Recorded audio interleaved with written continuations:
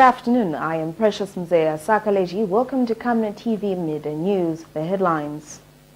Stakeholders continue to press for ECZ to stop the process of refreshing the voter register. Zambia and USA sign MOU to combat illegal wildlife trade. In international news, India struggles to contain COVID-19 crisis. Details coming through after this. Msika is here. We have you all covered with just 150 kwacha. You can advertise every day from 17 hours to 18 hours. For a 30-second ad, get the benefit of selling your products and services on Msika. For more details, call our marketing department on +260 953 995099 +260 962 444-726 or +260 971 177 467. Email us on info@camnettvafrica.com. Terms and conditions apply. The Food Reserve Agency, FRA, wishes to inform small-scale farmers countrywide that it has received funding from government and has since started buying maize, paddy rice and soya beans for national strategic food reserves. Farmers are therefore requested to deliver their crops to any nearest FRA satellite depot countrywide and note that payments are made upon delivery of their crops and processing of documentation as cash is available. FRA, securing national strategic food reserves, taking wealth to rural Zambia. And other news in detail. Green Party leader Peter Sinkamba has charged that Electoral Commission of Zambia has no power to cancel the voter registers in line with the 2016 Amendment Constitution. Mr. Sinkamba explains that the Commission only has power to amend the register, not to do away with it. Mr. Sinkamba has cited 46 and 2292 of the Constitution of Zambia amendment, which shows that the Constitution only imposes duty on ECZ to register citizens who attain the age of 18 to be registered as voters and not deregister voters or annul the entire register. ECZ has decided to refresh the voter register in preparation for the 2021 general elections, all things to be done within a period of 30 days with a target of registering 9 million voters. But this call has raised dust among many stakeholders who have challenged the electoral body to stop the process. Zambia and United States of America government have signed a memorandum of understanding on wildlife management and combating of illegal wildlife trade. Speaking after pending his signature, Minister of Tourism and Arts Ronald Chitotela noted with concern that illegal offtake and trade of wildlife products remain high in Zambia. The minister says it is the duty of his ministry entrusted with the management of his precious wildlife resource to put an end to the scourge. He said his view is the collective effort in responding to the challenge of poaching is needed given the scale and international character that poaching has assumed. Mr. Chitotela says the ministry firmly believes that closer cooperation is needed in devising strategies, protocol, training, intelligence and resource intervention in order to combat poaching and other wildlife crimes. Earlier, the U.S. charged d'affaires David Young said the MOU could not have been signed at a better time than now when the world is commemorating of the World Tourism Day that falls on the 27th of September each year. In other news, new information has emerged in the defilement case of the 11-year-old girl of the Circus Kanyama compound who was allegedly defiled by her 76-year-old grandfather. It is alleged that the victim, who is in grade 7, was defiled by both her grandfather and her class teacher continuously. Camnet TV aired the news on 21st of September 2020. However, the father to the victim expressed disappointment at the manner in which the police are handling this case. He disclosed to Camnet TV that they took the teacher to the police, but the officers are refusing to apprehend him, claiming that it was wrong for the family to alert the media before issues before the issue is dealt with. By broadcast time, the police at Kanyama, Los Angeles police had refused to apprehend the teacher despite the victim giving her full detailed story. More details in the following report. The man she thought was a guardian angel to save her from her 76-year-old grandfather, who continued defiling her at every opportunity he got, it turns the man she trusted was worse than her nightmares. The story of the 11-year-old girl of Circus Kanyama compound, who is a victim of sexual abuse, has a turn of event after it has been revealed that not only was the grandfather defiling her, but her class teacher too.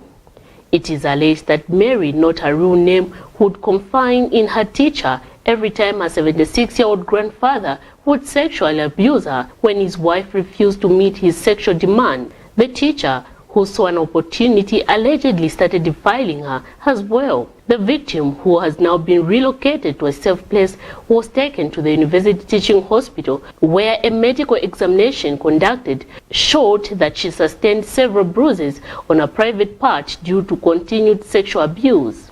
Camnet TV got in touch with the victim father, who expressed sadness in the way the officers have been handling this situation.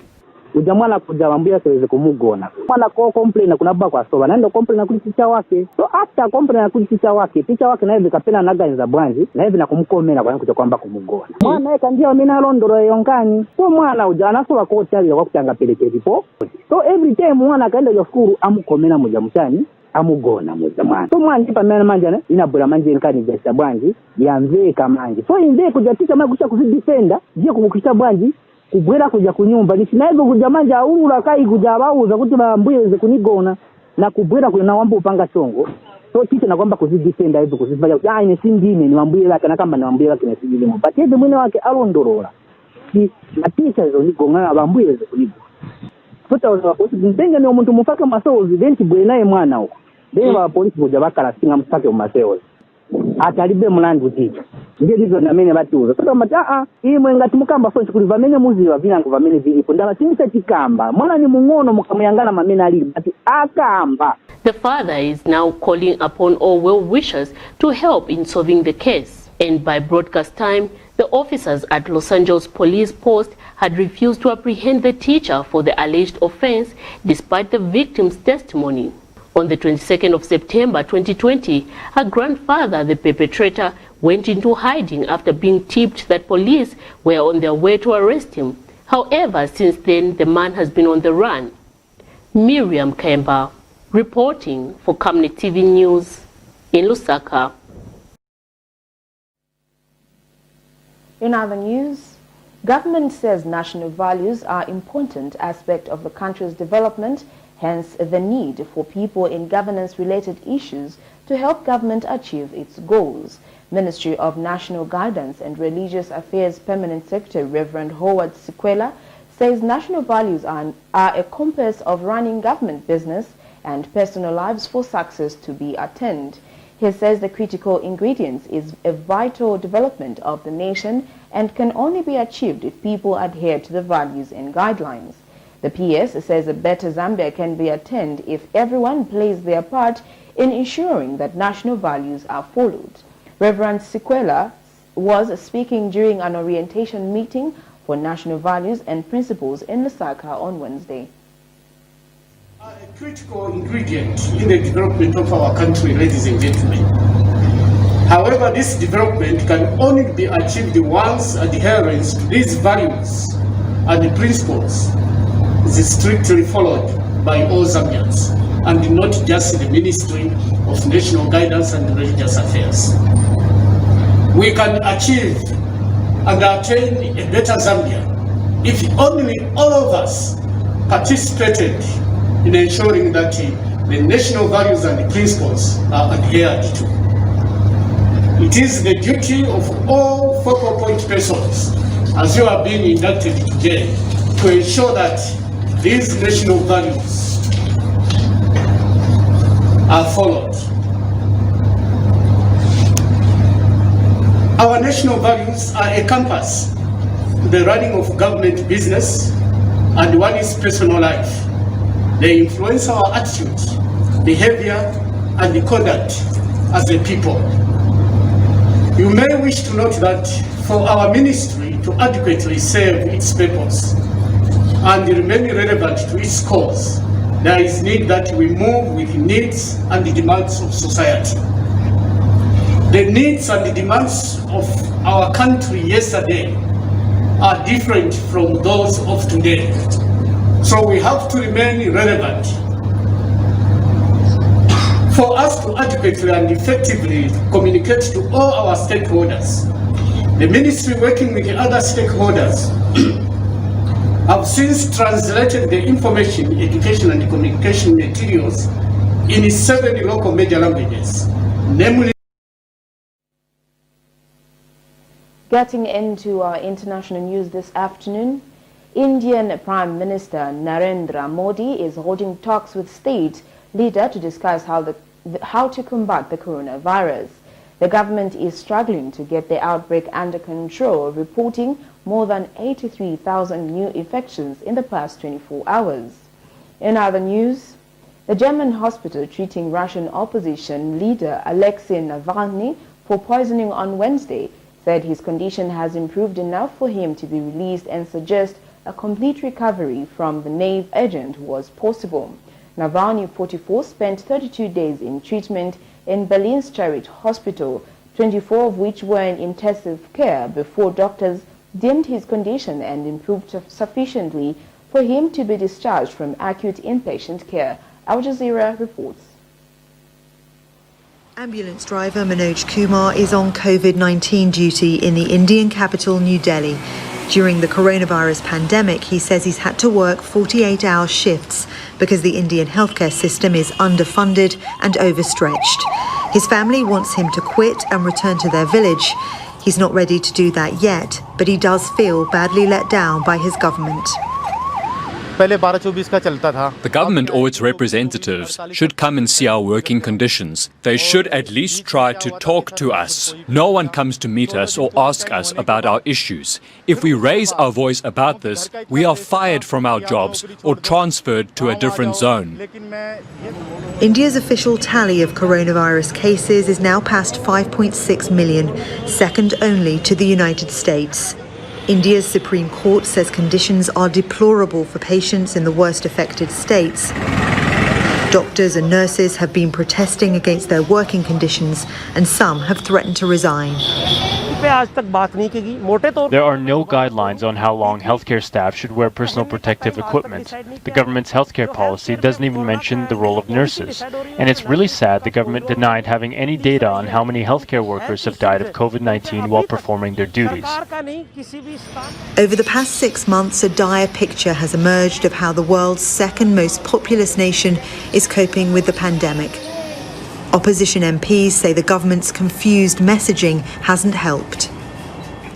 When we had 200, 300 cases, we went for one of the most stringent lockdown all over the world. Now when we are reaching 1 lakh cases per day, we are opening up. I don't understand the pattern. But the government says people must learn to live with this virus because the cost of the lockdown with 120 million people jobless is too high to pay. Prime Minister Narendra Modi is working with state leaders to tackle the crisis. Public health experts say it's the best way forward. India's response has been under the National Disaster Management Act. We did centralize decisions, which comes with its advantages and disadvantages. But the learning all over the world is that we have data locally, that we analyze data locally and we empower it locally. Modi has praised his government's handling of the outbreak, but with cases rising once again, the public may view things differently. Victoria Gatenby, Al Jazeera. That international news item brings us to the end of Camnet TV Midday News, but before we go, the headlines once again. Stakeholders continue to press for ECZ to stop the process of refreshing the voter register. Zambia and US sign MOU to combat illegal wildlife trade. In international news, Indians struggle to contain COVID-19 crisis.